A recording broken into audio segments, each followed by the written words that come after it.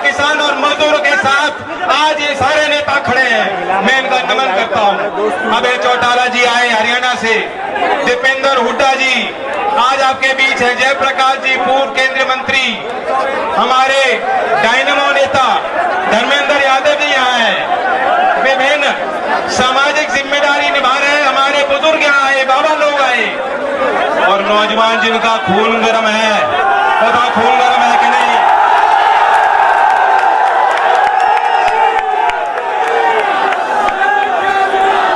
हमें ये याद रखना चाहिए आज हमने मुजफ्फरनगर का स्थान क्यों चुना, क्योंकि मुजफ्फरनगर का इस क्षेत्र का अपना एक मिजाज है, अपना एक इतिहास है।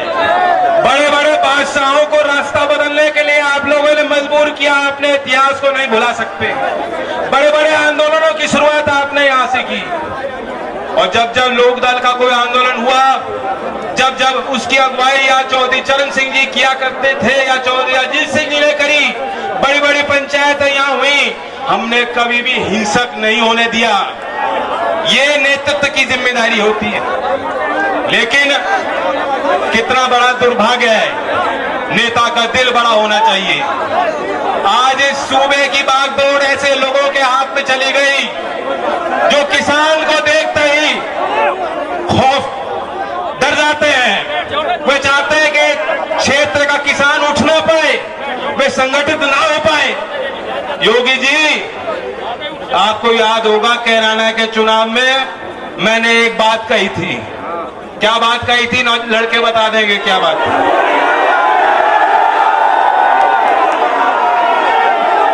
बाबा जी, मेरी आपसे व्यक्तिगत लड़ाई नहीं है, और वो जो तोड़ मोड़ की बात थी उसके पीछे भी उद्देश्य था। वहां पूरब में घटना हुई थी और आप वहां जनता को जाके जो पीड़ित लोग थे उनको उल्टा धमका रहे थे ऐसे उंगली चलाकर। इसलिए मैंने उस आवेश में आकर, यहाँ पश्चिमी उत्तर प्रदेश की धरती है, यहाँ के लोग बहुत सहन कर लेंगे लेकिन अन्याय सहन नहीं कर सकते, उस बात को याद करके इसीलिए मैंने वो बात कही थी उंगली तोड़ने की। लेकिन बाबा जी, योगी जी ने तो बात ऐसी ले ली, उन्होंने उंगली नहीं ना जाने क्या क्या तोड़ने की रणनीति वहां बना रखी थी, साजिश रची हुई थी, एक सुनियोजित साजिश थी। लेकिन मुख्यमंत्री जी, बाबा जी, योगी जी, बहुत नाम है आपके, मैं आपको कह देना चाहता हूं, आपने कोशिश अपनी कर ली, आपने पूरी कोशिश कर ली, लेकिन ये जो लोग हैं ये मेरे घर के लोग हैं, ये मेरे घर के परिवार के बड़े हैं, ये मेरा खून है, और ये मेरा बाल बाका भी नहीं होने देंगे।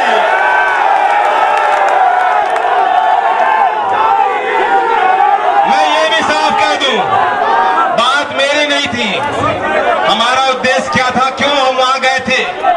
चौधरी चरण सिंह ने हमें सिखाया था, उन्होंने आपको हाथ पकड़ के सिखाया था, किसी दबे कुचले के साथ, गरीब के साथ कभी कोई अन्याय सहन मत करना, उसके साथ खड़े होना। क्या दोस्त था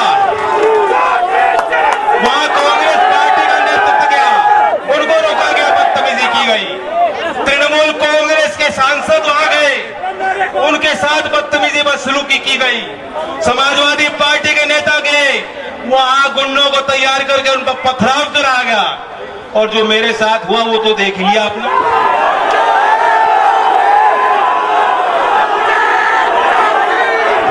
बड़े लोग जानते हैं, यहाँ टोपी वाले पगड़ी वाले लोग बैठे हैं, आप मुझसे ज्यादा अनुभवी हो, आप एक चीज जानते हो, इंसान की नस्ल की पहचान आप कर लेते हो।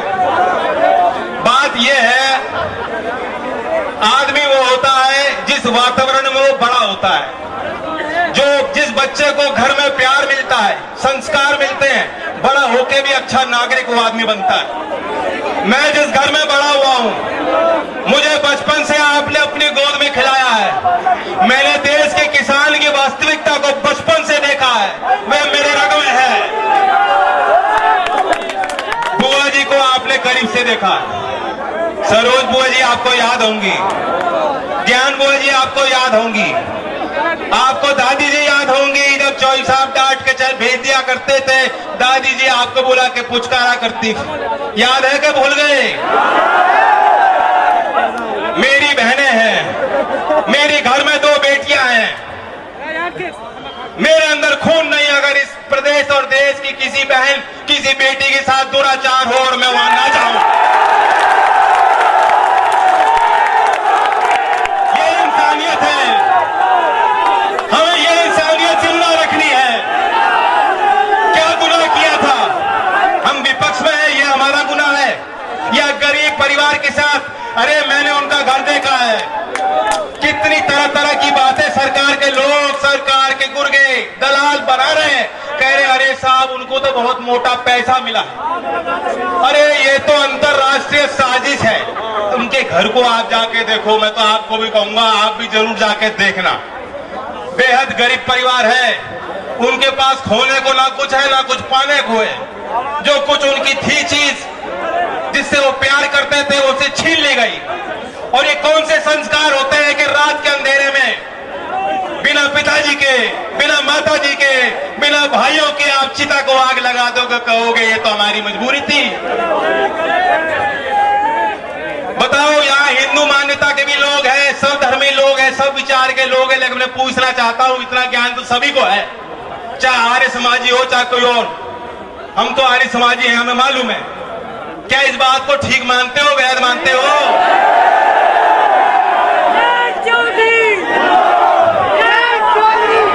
आप आज लखनऊ जाके देख लो, आप अपनी शिकायत लेके जाओगे, कोई गरीब आदमी प्रदेश का जाएगा, कोई विकास की बात करने जाएगा, मुख्यमंत्री आपसे नहीं मिलेंगे, आपको बताया जाएगा वो पूजा पाठ कर रहे हैं। अभी वो गोरखनाथ पीठ के मठाधीश है, अभी वो जो धार्मिक मामलों में कई गाय की पूजा करने लगे हैं, अभी वो आपसे दरबार लगा के मिलने के लिए तैयार नहीं है। ये बताया जाएगा आपको।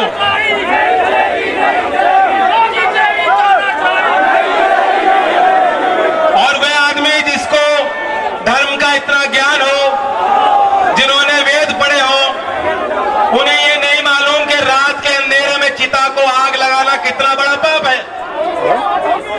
योगी जी को सारा मालूम है। ये सब इसलिए किया गया, रफा दफा किया गया, क्योंकि वह चाहते हैं कि दबाया जाए। वे नहीं चाहते, सच्चाई पे पर्दा डालना चाहते हैं, और कोई कारण नहीं है। आपको मालूम है, आंकड़ों को देखो, आंकड़े चौधरी साहब आपको सभा में बुला के देश की अर्थव्यवस्था, देश के तकनीकी पहलुओं पर आंकड़े दिया करते थे। इसलिए मैं आपको आंकड़े रखना चाह रहा हूं, इनके झूठ पे मत जाओ, ये इन्हीं के आंकड़े हैं। केंद्रीय गृह मंत्रालय ने अभी जो सूची दी है, अभी जो उन्होंने प्रतिवेदन दिया है, उसमें उन्होंने दर्ज किया है वर्ष 2019 में पूरे देश के सभी राज्यों में सबसे ज्यादा महिलाओं के विरुद्ध अपराध कहीं हुआ है, वो उत्तर प्रदेश में है। 59,853 मुकदमे दर्ज हैं। एक वर्ष 2019 में 3,065 रेप के मुकदमे दर्ज हैं। इनसे मुंह छुपाया नहीं जा सकता। अब सवाल ये है, अब जब ये मैं आंकड़े कहूंगा तो कोई भारतीय जनता पार्टी का कह देगा भाई ये तो हम क्या करें, ये तो संस्कार की बात है, ये तो संस्कार सुधारो, ये तो समाज को देखना है। यही तो कह रहे हैं, आपने देखा, ये कह रहे हैं ना कि समाज की बात। हाँ, समाज की बात। इसमें कानून का पालन भी होना चाहिए, इसमें पुलिस बल को हमें मजबूत भी करना चाहिए, उन्हें मुस्तैद भी होना होगा, समाज की भी बात। लेकिन मैं आपको बताऊं, माया त्यागी कांड याद है कि नहीं? लोगों के अंदर वहां उस समय विशेष चेतना जगाने का काम चौधरी चरण सिंह जी ने किया था, और लाखों लोग तब जेल गए थे।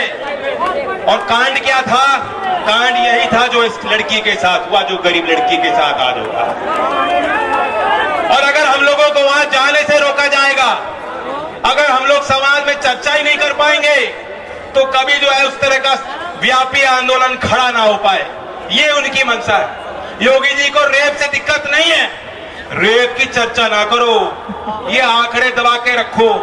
योगी जी को रेप करने वाले से दिक्कत नहीं है, उनको साथ रखते हैं, उनको मंचों पे सुशोभित करते हैं। आपने देखा, भूलना मत, जो एक विधायक संघ था, पूरी सरकार जुटी थी उसे बचाने में, उनसे दिक्कत नहीं है।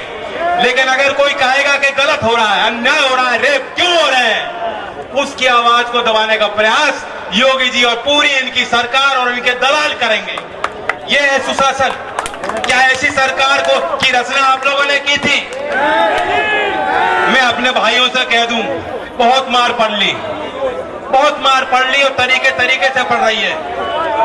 किसान बेहद दुखी है। गन्ने की बड़ी फसल यहाँ होती है, पैदावार होती है। आपको मालूम है, चौधरी अजीत सिंह जी ने सारी जितनी मिल है चौधरी साहब ने लगाई, और किसी ने नहीं लगाई। अब 6 साल हो गए मोदी जी को, और 3.5 साल हो गए योगी जी को। एक मिल छोड़ो, एक कोलू भी लगा हो, कोलू भी लगा तो बता दो। और वादे कितने किए थे, हांगकांग बना देंगे, पेरिस बना देंगे, लंदन बना देंगे, चीन हमारी तरफ देखेगा नहीं, पाकिस्तान का इलाज कर देंगे, सारी बात कही।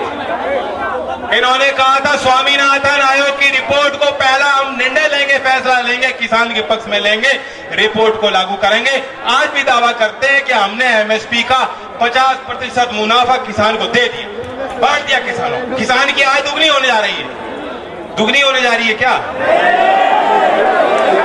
29 सितंबर 2019 को उत्तर प्रदेश की गन्ना मिलों में 4,942 करोड़ बकाया था। मैं प्याज की नहीं कह रहा। और 29 सितंबर 2020 को, एक साल बाद, 8,500 करोड़ का बकाया है। अब बताओ, दुगने हो रहे हो या आधे हो रहे हो? और ये तब है जहां आपातकालीन स्थिति। मोदी जी कह रहे हैं, मोदी जी कि हमने आत्मनिर्भर पैकेज दे दिया, पता नहीं 10 लाख करोड़, 20 लाख करोड़, कितने पैसे बांटे, और आपके बट में कितने आए हो बता दो।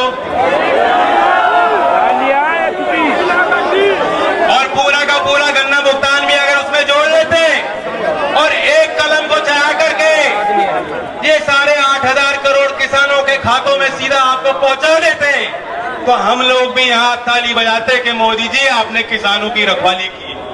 लेकिन ऐसा इनसे किया नहीं गया, उल्टा वार किया। हमारे पंजाब के अगर कोई साथी हो, हरियाणा के कुछ साथियों, मैं चाहता हूं उनके लिए आप विशेष ताली बजाओ कि वहां के किसान जिस तरीके से संगठित होकर लड़ रहे हैं, बहुत कुछ हमें उनसे सीखना है। और हमारे भाई 3 नए कानून लाए, नए कानून।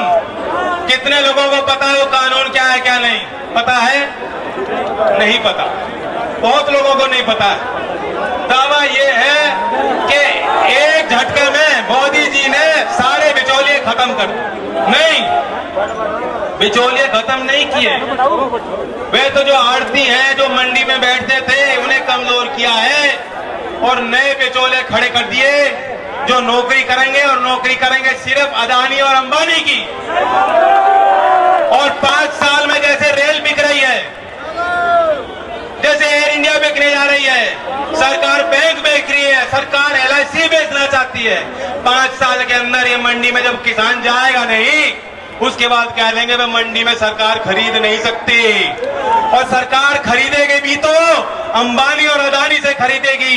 MSP का फायदा एक भी किसान को देश में नहीं पहुंचेगा। और स्वामीनाथन आयोग की बात, मुंजी का क्या हाल है? मुंजी पिट गई।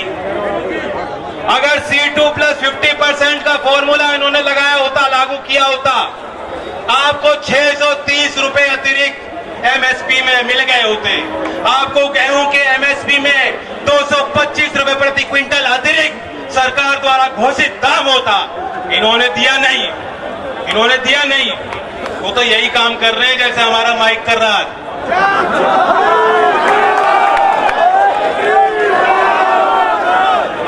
बहुत बात हुई है, सवाल ये है, अब आपको जागने का वक्त।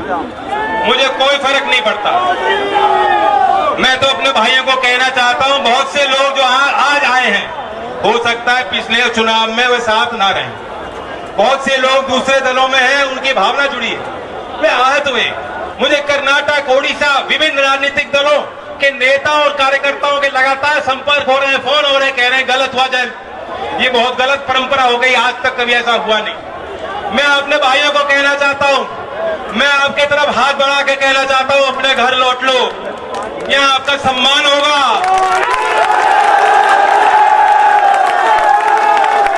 मैं आपको आह्वान करने आया हूं। अभी कोई वोट का मसला नहीं है, अभी कोई वोट का मसला नहीं है, लेकिन अपने भाई की, अपने खून की पुकार सुन लो और अपने संगठन को मजबूत करो। और ये भाई आपको वादा करता है, ये भाई आपको वादा करता है, मैंने 2 लठ खाए हैं, मैंने सिर्फ 2 मात्र लठ खाए हैं, लेकिन अगर आपके हित के लिए 100 लठ भी खाने पड़े, मैं खाने को तैयार। लेकिन आप देख लो, चौधरी चरण सिंह जी का मंत्र याद रखो, एक आंख लखनऊ और दिल्ली के कुर्सी पे रखो। हम आंदोलन करने निकलेंगे, निरंतर आंदोलन करेंगे, लोगों को जगाने का काम करेंगे। 12 तारीख में मैं आप सबको निमंत्रण दे रहा हूं, मथुरा में हम ऐसी पंचायत करेंगे, वहां भी आप पहुंचे। ये कारवां रुकने वाला नहीं है, लेकिन ये तो सामाजिक आंदोलन है, ये किसानों का आंदोलन है, इसे राजनीतिक आंदोलन करना है तो जिस तरह आपके भाई को लाठी मारी, ये लाठी ईवीएम पे मार के और वोट का हिसाब लेके भारतीय जनता पार्टी को इनकी सत्ता से बाहर करके योगी जी की आंखें खोलने का काम करेंगे। धन्यवाद।